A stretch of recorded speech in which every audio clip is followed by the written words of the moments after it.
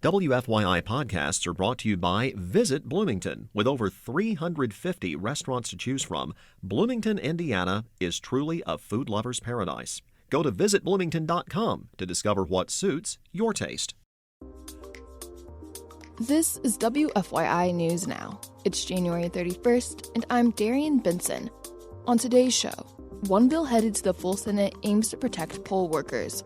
Another bill was significantly scaled back that would have eliminated the statute of limitations for sex crimes in Indiana.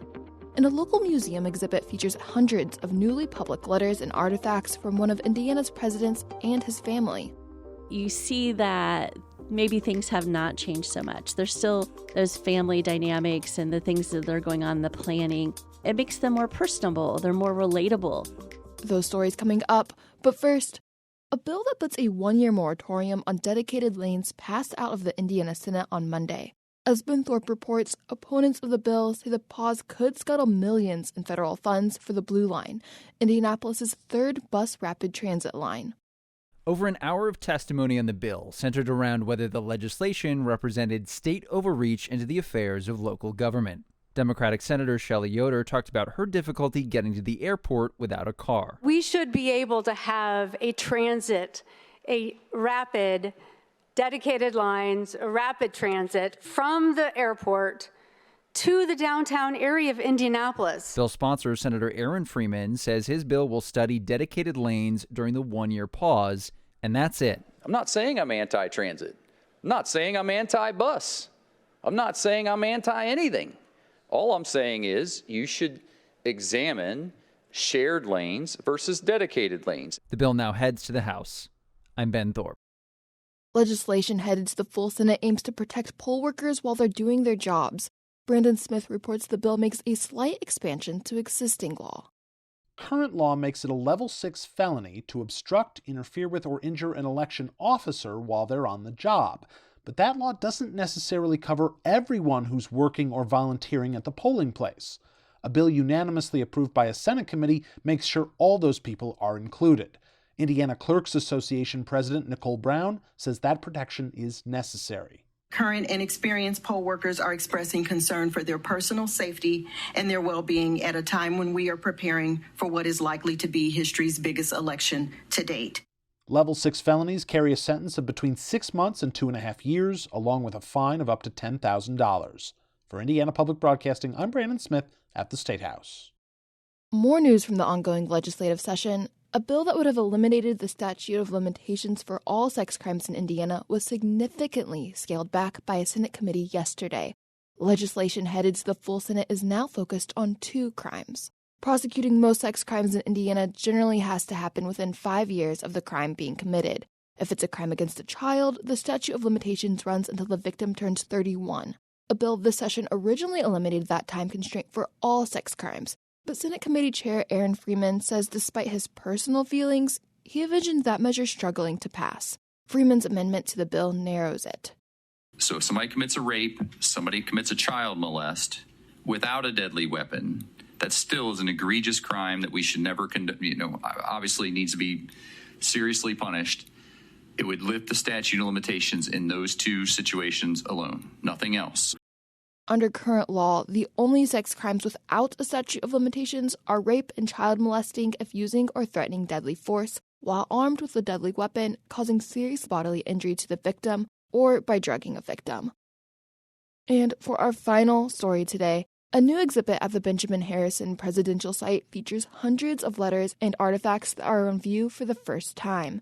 Jill Sheridan sat down with Vice President of Exhibition and Curatorship Jennifer Capps to talk about the new material and the history of one of Indiana's presidents and his family. Can you talk a little bit about what this new exhibit is all about?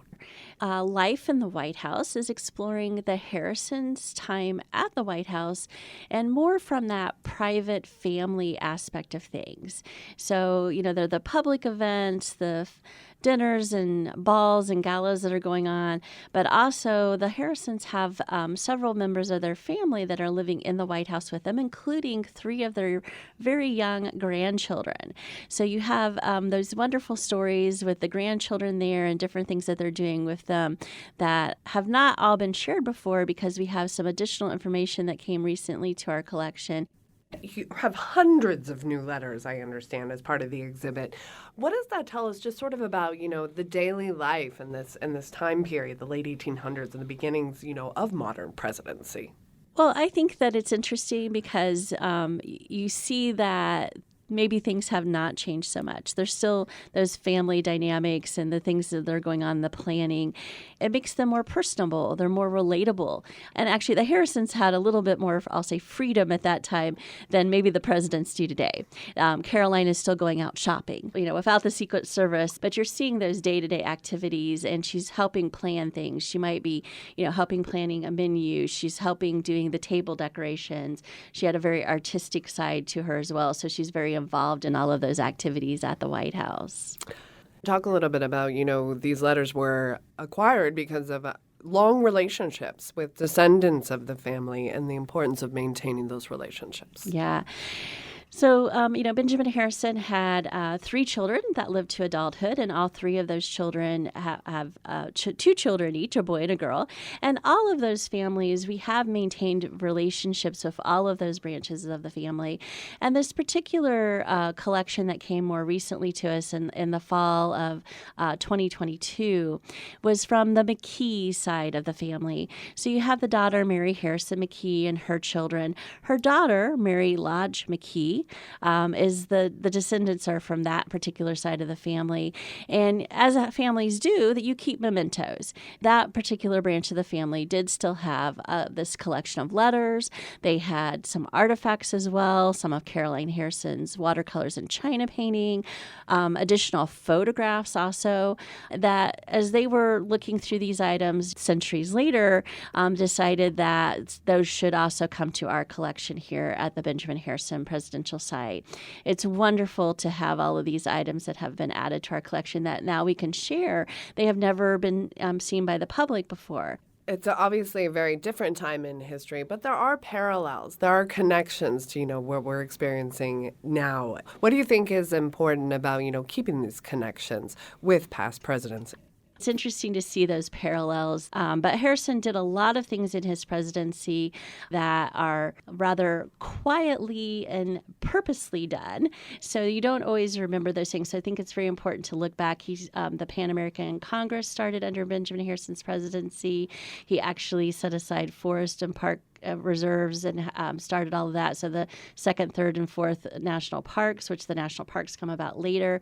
Looking at all of these topics that are still important, yes, they change, but there are always different things with conservation, with, tariffs and trade, that they change through the years, but there is that constant thread, I'll say, through there.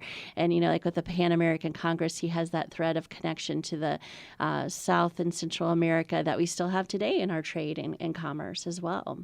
Thank you so much for coming in today and talking a little bit about the new exhibit. That's all for today's episode of WFYI News Now. Our podcast is produced by the following people who live in your community: Abriana Herron, Daudelin, Kendall Antron, who composed the music for this podcast, and me, Darian Benson. Our news director is Sarah Neal-Estes. If you like today's episode, remember to subscribe and share. And follow WFYI on Instagram, Facebook, and YouTube to check in on our newsroom throughout the day. Thanks for listening. We'll be back tomorrow.